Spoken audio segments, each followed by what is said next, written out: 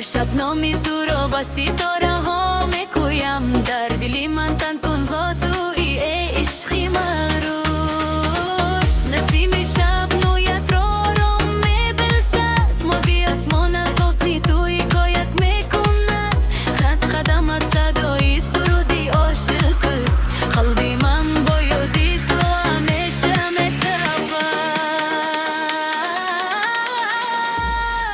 تو عشقی من، تو آرزوی من، تو نوری چشم و گفت و گلی جان.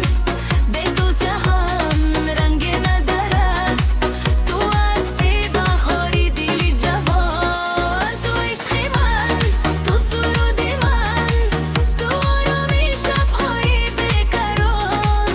تو ابد میلنم حالم ماهی تو، ای عزیزترین مهمانی جان.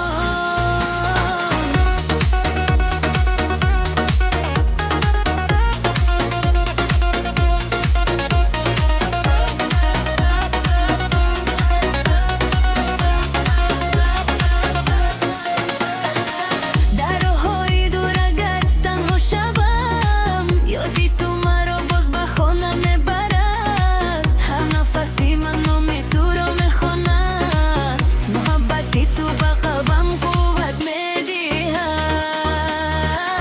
باران ببارم یا شب بگذر، دستی تو را هرگز رها نمیکنم.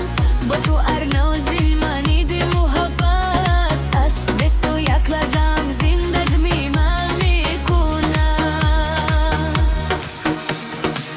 بیا که شب را با سرود روشن کنیم، آرزوهای شیرین را پرواز دهیم. در آغوشیم تا سحر بمانیم، قصه عشق را جاودان نویسیم. تو عشقی